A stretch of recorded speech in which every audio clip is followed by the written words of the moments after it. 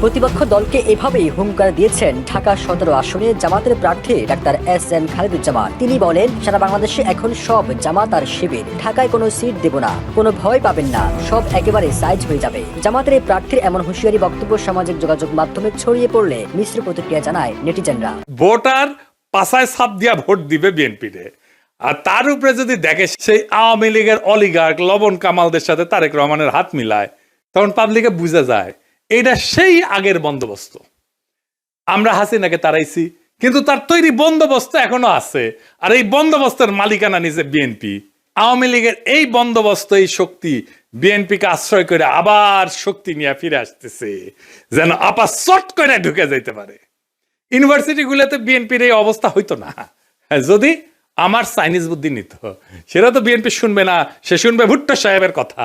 যাই হোক, আমার ক্ষুদ্র ভাতারা কবে আন্নার কাছে দাদা সব স্ট্র্যাটেজি থাকে না, তা থাকে না। তো এই স্ট্র্যাটেজি আমি বানাইবার পারি, কয়া দিতেছি, কমো কয়া দি। এখন তো কয়া দিলেও কোনো লাভ করবার পারবি না, কিন্তু কয়া দি যে কেমনে এটা করা যায় গেল নি। আসেন এটা শুনি দেখি, মজা পাবেন কলে।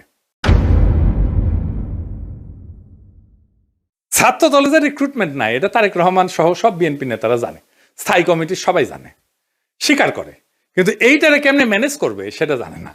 এই প্রসঙ্গে একটা প্রফেশনাল গল্প বলি আর কি, খুব বেসিক কনসেপ্টের গল্প আর কি। প্রোডাক্ট লাইফ সাইকেলের মার্কেটিং এর একটা খুব বেসিক কনসেপ্ট। কি সেটা, যে কোনো প্রতিষ্ঠানের, মানুষের, দলের, পণ্যের একটা লাইফ সাইকেল থাকে বা জীবন চক্র থাকে।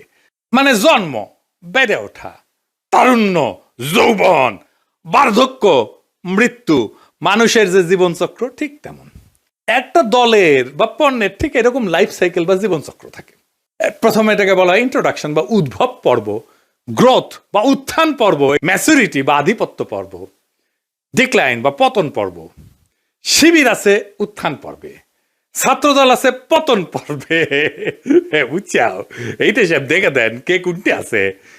এই লাইফ সাইকেলকে চাইলে এক্সটেন্ড করা যায়। ম্যাচুরিটিতে আসলে আলাদা স্ট্র্যাটেজি নিতে হয়, যেন আবার নতুন কইরা সে উত্থান পর্বে চলে যেতে পারে। এই পতন পর্ব শুরু হইলেও আবার তাকে উত্থান পর্বে নিয়ে যাওয়া যায় কলে কিছু কিছু বিশেষ ক্ষেত্রে, কিন্তু একটা জায়গা আনা যায় না। সেটা হইতেছে হিস্টোরিক্যাল লেজিটিমেসি কোলাপস যদি হয় পলিটিক্যাল পার্টির ক্ষেত্রে। এটা শুনতে খটোমটো লাগলেও সোজা কলে, খুবই সোজা।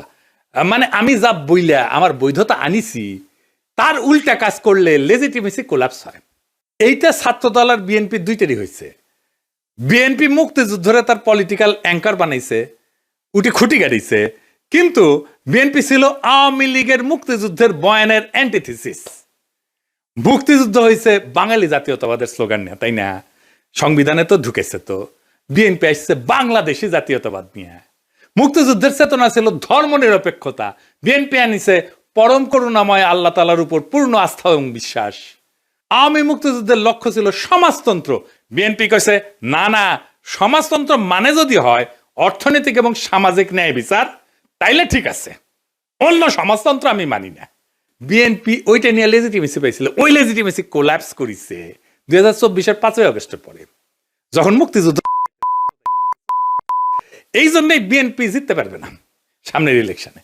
কিন্তু ছাত্রদল এটা ডিক্লাইন ফেজে গেছে আরো আগেই, মানে বিএনপির লেজিটিমেসি কোলাপস করার আগেই গেছে। সেই জন্য আমি কইতেছি যে কিভাবে বিএনপি যদি লেজিটিমেসির কোলাপস না হইতো তাহলে ছাত্র দলকে বাঁচাইতে পারতো। এখন সে চাইলেও পারবে না বাঁচাইতে। কেমনে পারতো? প্রথমে ছাত্র দলকে বিলুপ্ত করে দিতে হইতো। থেকে লাভ নাই, কারণ দল তো নাই, সমর্থন নাই, রিক্রুটমেন্ট নাই, থেকে লাভ কি? ভোটে জিতে না, হারু পাট্টি। তাইলে এটারে বিলুপ্ত কইরা সবাই রে বৈষম্য বিরোধী ছাত্র সংগঠনে একীভূত করতে হইতো। এটা হইলে বৈষম্য বিরোধী ছাত্র সংগঠনের সবচেয়ে বড় স্টেক হোল্ডার হইতো ছাত্রদল থেকে আসা লোকগুলা। বৈষম্য বিরোধী ছাত্র সংগঠনই হইতো বিএনপির গণছাত্র সংগঠন। সে আরো বৃহত্তর ঐক্যের চেষ্টা করতো, ছাত্র অধিকার পরিষদকে নিত, ইনকিলাব মঞ্চকে নিত, এরকম ছোটখাটো দলগুলোকে সে ঢুকায় ফেলতো, একীভূত করে ফেলতে পারতো। তাইলে শিবিরের একটা শক্তিশালী বিরোধী দল দাঁড়াইতো। এটা হইলে শিবিরের সাথে শক্ত ফাইট দিতে পারতো, অনেক জায়গায় জিতেও যেতে পারতো। আর যে রিক্রুটমেন্টের গ্যাপ তৈরি হয়েছে সেটা পূরণ হইতো, কারণ এই বৈষম্য বিরোধী ছাত্ররা তো ছাত্রদল করে না, এরা তো নতুন তরুণ, আরো তরুণ, এরা ঢুকতো, তাইলে তার গ্যাপটা পূরণ হইতো। এখন ইলেকশন হইতেছে আর মারা খাইতেছে বিএনপি, নামই হয়ে গেছে হারু পাট্টি। এখন আমার ক্ষুদ্র ভাতারা একটা বিরাট কোশ্চেন করে ফেলতে পারে আমাকে, আমি কালে ডরে আছি। হ্যাঁ, যে কয় যদি দাদা দলে যদি এইভাবে লাইফ সাইকেলের মধ্যে যায়, উত্থান পতনের মধ্যে দিয়া যায়, তাহলে তো আমেরিকা রিপাবলিকান আর ডেমোক্রেটদের মইরা ভূত হয়ে যাওয়ার কথাই ছিল। এইগুলো তো ভালোই টিকে আছে। তো মাঝে মাঝে বুঝছাও আমার মনে হয় যে আমি দিনে 4-5টা করে ভিডিও বানাই, বেনে এগুলো ব্যাখ্যা করি। মেলা কোশ্চেন আছে সবার মাথার, তাই না? হ্যাঁ, এটা খুব ইন্টারেস্টিং প্রশ্ন করে করেছেন আপনারা, না করলেও কয়ে দিলাম, তাই না? আসেন এবার বুঝে দেখি। আমেরিকান রিপাবলিকান আর ডেমোক্রেটিক পার্টি এটা স্বাভাবিক রাজনৈতিক দল না, ওইগুলো কার্যত রাষ্ট্রের ভেতরে একটা ইনস্টিটিউশনালাইজড পাওয়ার মেকানিজম। এটা কি, এটা প্রতিষ্ঠান হয়ে গেছে, এটা দল নাই, এটা রাষ্ট্রের সাথে একীভূত হয়ে গেছে, অনেকটা চাইনিজ কমিউনিস্ট পার্টির মতো। তাই ওদের পতন হয় না, ওদের রূপ বদলায়। এই যে লাইফ সাইকেল থিওরি, যে জীবন চক্র থিওরি যেটা কইলাম, এটা কাজ করে হয়েছে, এটা ক্লাসিক রাজনৈতিক দলের মতো, ক্লাসিক রাজনৈতিক দল যেগুলো আদর্শিক দল বা ক্যারিসমেটিক লিডার আছে, যেমন মুজিবের দলের মতো, জামাতের মতো, শিবিরের মতো, কমিউনিস্ট পার্টির মতো, রেভলিউশনারি বা পোস্ট কলোনিয়াল দল কংগ্রেসের মতো, এবং দুর্বল রাষ্ট্র কাঠামোর দেশে Bangladesh, Pakistan, Africa, Latin America, এই সমস্ত জায়গায় এই সমস্ত থিওরি খাটে দলগুলোর ক্ষেত্রে। কংগ্রেসের মরে যাওয়া দেখে বুঝতে পারতেছেন, বিজেপির উত্থান থেকে বুঝতে পারতেছেন। আমেরিকান পার্টিগুলো আলাদা, রিপাবলিকান পার্টি, ডেমোক্রেটিক পার্টি, কোনোটাই কোনো ইডিওলজি না, কিন্তু কোনোটা একজন লিডারের উপরে দাঁড়ানো না, আদর্শিক নেতা নাই, কোনোটা একটা শ্রেণীর একচ্ছত্র প্রতিনিধি না, বরং এরা হইলো একটা নির্বাচনী ঐক্যের একটা ফ্রন্ট। এবং এরা কখনো পতন হয় না কয়েকটা কারণে, আমি এটা করে বলি। 1 নম্বর হইতেছে 2 পার্টি সিস্টেম। এখানে 3 নাম্বার পার্টি এসে ক্ষমতার অংশ হওয়া এক্সট্রিমলি ডিফিকাল্ট। সেই জন্য এই 2 পার্টির বাইরে আসলে কেউ যাইতে চায় না, রিস্ক নেয় না। আমেরিকার মানুষ রাগ করলে নতুন দল বানায় না, পুরানো দলের ভিতরে ঢুকে সেটা বদলানোর চেষ্টা করে। এবং আপনি দেখবেন রিপাবলিকান এবং ডেমোক্রেটিক পার্টি দুটেরই বদল হয়েছে ভিতর থেকে মেলাবার, 1-2 বার না। এই কারণে দল ভাঙে না, ভেতরের রূপটা বদলায় যায়। এখানে পার্টি মানে কিন্তু দর্শন আদর্শ না, রিপাবলিকান মানে একটা জিনিস না, কিন্তু একটা পার্টি না। এর মধ্যে রিগানের কনজারভেটিভ পার্টি আছে, বুশের নিউকন আছে, ট্রাম্পের পপুলিস্ট পার্টি আছে, ন্যাশনালিস্ট পার্টি আছে। ডেমোক্রেটিক মানেও এক জিনিস না, ক্লিন্টনের নিও লিবারেল আছে, ওবামার টেকনোক্রেটিক পলিটিক্স আছে, বার্নি স্যান্ডার্সের ডেমোক্রেটিক সোশ্যালিস্ট আছে। তাই ভেতরের আইডিওলজিকে নেতৃত্ব দিচ্ছে, সেই আইডিওলজিটা বদলায়, কিন্তু পার্টি থাকে।